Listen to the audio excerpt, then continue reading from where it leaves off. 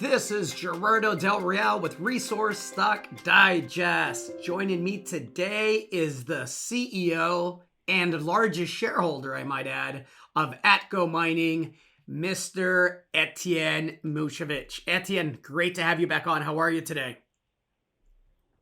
I'm doing great, Gerardo. Thank you so much for having me on and setting this up. I really appreciate it. No, listen, let's get right into it. There is a scenario playing out in Newfoundland that I think is underappreciated. I think that it is a trend that is going to continue to accelerate, and I think there is a lot of money to be made from it. So when I look at Atco Mining and I look at the market cap of sub 5 million Canadian, and I look at the first mover advantage that you and a couple of other companies have in the region, and I combine that with how aggressive the government there is approaching this trend and investing in this trend that I think is going to change, the face of hydrogen storage in the region. This sub $5 million market cap for Atco makes absolutely zero sense to me, and I think that's the opportunity. Look, I wrote a check to the company a few months back in a financing. I own every share. I plan on adding to that position, so I am biased as all heck, but I really do think there's quite a compelling opportunity at current levels with Atco. So I wanted to just reach out, have you on, and let you chat a bit about what's going on out there, because it's pretty impressive. I really appreciate it, and I totally agree with you. I mean, I'm obviously biased too. I'm the CEO as well as the largest shareholder, like you mentioned, of Atco. This was a massive update from the government of Newfoundland, because the Department of Industry, Energy, and Technology announced that it whittled down their list of proposals to 9 companies, and they're posted out there so everybody can see. And on CBC, they were able to find 8 of the 9. That's Pattern Energy, Brookfield Renewable Partners, ABO Wind, North Atlantic, Everwind Fuels, Exploits Valley, World Energy GH2, and Fortescue. And I mean, the biggest thing with this is what we mentioned on our last interview that we had, is that once they give out, and the government is saying that their plan is to give out and make their final decisions on which companies are going to get these bids. They said if any, but I think they just left that for themselves. But they're going to make a decision by the end of August, and they put that out there. And so this summer is going to be a very, very busy month for us and everybody in the area, because if, let's say, they're able to give bids to one or more of these companies that are listed here, it's going to attract billions of dollars of investment in that area, and they're all going to have to store their hydrogen somewhere. And we want to position ourselves with Atco as being the first mover advantage to be able to be there and to have them store their hydrogen with us in our salt caverns. And that is why it's so important. We brought on Respect, like we mentioned last time. We brought on Respect, and we're going to be getting updates throughout this summer on confirmation of our salt caverns being there. On our Eagle project and Flat Base. They're going through all the information there. They're going to be talking about the size of these potential salt caverns.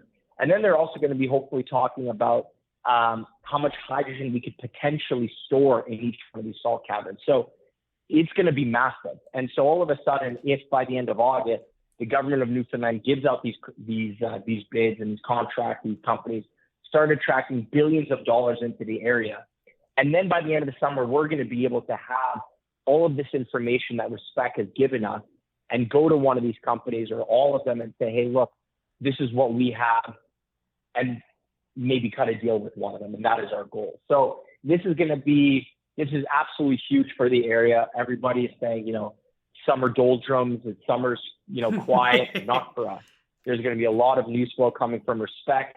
There should be a lot of news flow hopefully coming from the Newfoundland government, like they mentioned it, by the end of August, we should be hearing an update. So we're on pins and needles. We're extremely excited. We can't wait. And it's going to be a very, very exciting time for Atco.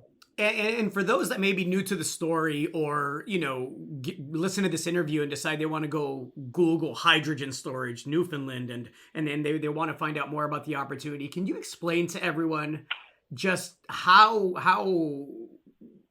you were able to put together the land package that you were able to put together, and the time that took.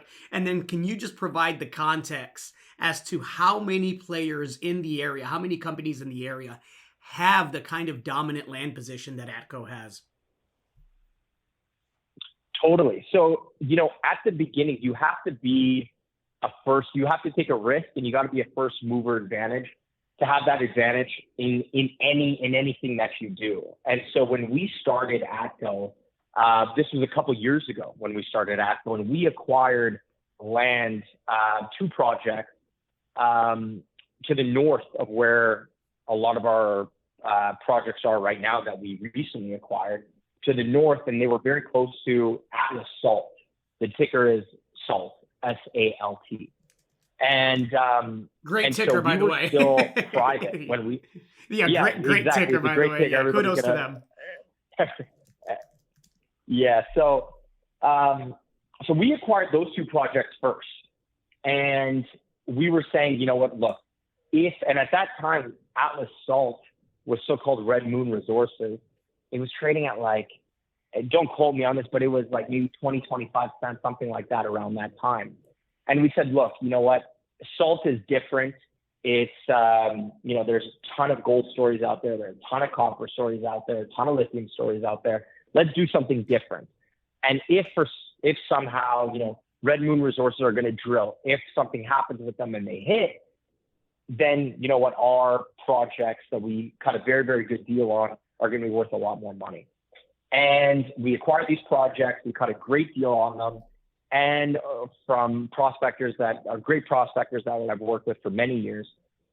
And then all of a sudden, Red Moon Resources drilled and they hit. And they changed their name to Atlas Salt, and they went as high as $4.50 a share. And, and so all of a sudden, we were looking at our projects, and we're like, this entire area is going to start to heat up. And this is also around the time where Atlas Salt was one of the few companies in the resource sector that were really doing anything. And they literally went from 10, 15 cents to $4.50. And so we got those. And then we went public in October of last year. And we brought on Neil McCallum and Dawson Briscoe on the board with us. Dawson is the current CEO of Maureen Resources. It's a great royalty company. And Neil McCallum I've worked with for many years. And he was instrumental in bringing in the Corvette project for Patriot Battery Metals. That ticker is PMET.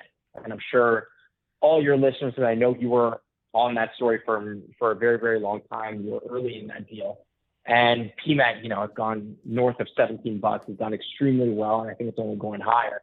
And Neil was the geologist that brought in that project, or instrumental in bringing in that Corvette project to PMET. So we showed him what we were doing with Atco, and he absolutely loved it and decided to come on board. And so when he came on board with Dawson, we were really going through and just trying to figure out, we have these 2 projects in the north. Let's try to expand our land position, because Atlas Salt's obviously gaining a lot more attention. And they started talking about spinning out their Fishel's Brook asset into a totally new company. And it's not going to be drilled and mined for salt. It's going to be used for hydrogen storage. And so we said, you know what, let's acquire all the land that we seek, because with Neil and Dawson and us and our team, we went through previous historical, readily available results and information that, and a lot of these projects that we were seeing that were available to stake had historic gravity lows on them. And so what we decided to do was acquire them either through staking or through cutting a deal with the owners of the project. And we amassed now to over 21,000 hectares in the area. And we're the second largest landholder in the area, along with Atlas Salt. And so the second biggest, we're the second, and the third right next to us is Vortex Energy. I believe they have just over 17,000 hectares. Their ticker is VRTX, and they've obviously done extremely well, going from 10 cents to close to 240 or just over that a share. So the entire area is gaining a lot of attention, and we're only sitting here sub $5 million market cap. We're $4 million market cap right now, and it's absolutely laughable. But we have to show the market that not only do we have, because we've done we flew an airborne over our Eagle Salt project, and it showed that, we do have a gravity low there. It should have the presence of a salt cavern on that project.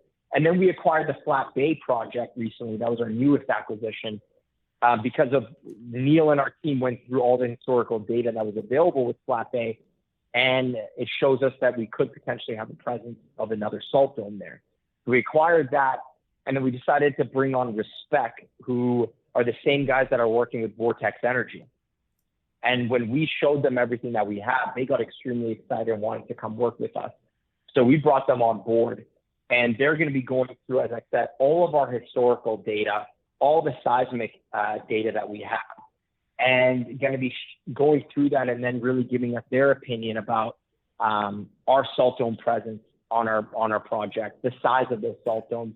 That could be a whole 3D model, really showing investors what this salt dome could potentially look like.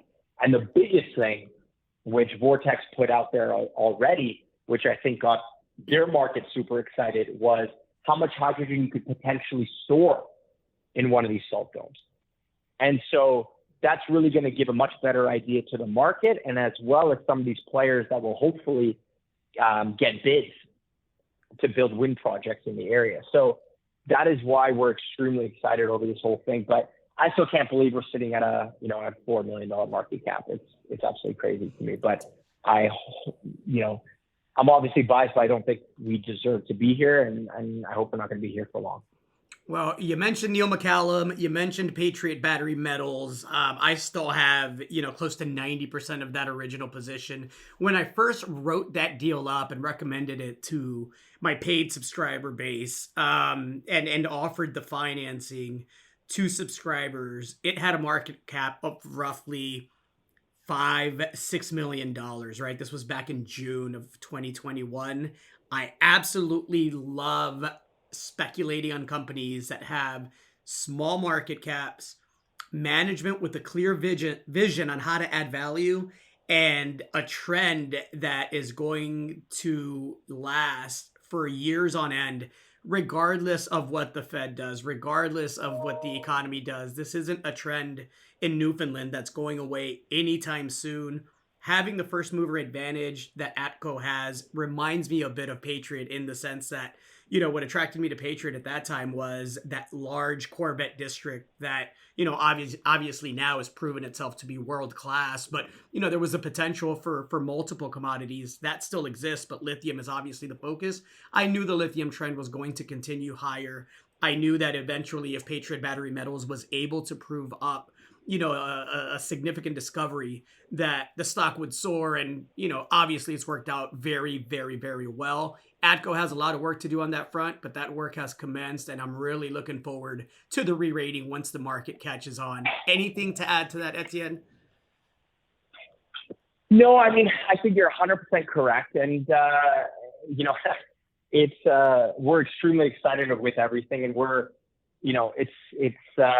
right now everybody looks at Patriot, but, and they see where they're at and how their market cap has grown. But everybody had to start somewhere. And we really believe we're doing absolutely everything we can to enhance shareholder value with Atco. And all we really have to do is expose the story to the masses, because we think we have an incredible company here. And we're going to be working it for a long time. And hopefully it's going to turn out to be a massive success, and hopefully could make all your subscribers as much money as Patriot once did. Looking forward to it. If you get that half right, Etienne, we'll all be happy campers. You have a good one, and thanks so much for that thorough update. I hope so. All right. Thanks again. I hope so. Cheers. Thank you so much, Gerardo. Really appreciate your time. Thank you. Very welcome. Hey everybody, Gerardo Del Real here. If you're enjoying the content that you just saw, you can let us know in 3 simple steps. Hit the like button, hit the subscribe button, and please share across your network and on social media. Take care, everybody.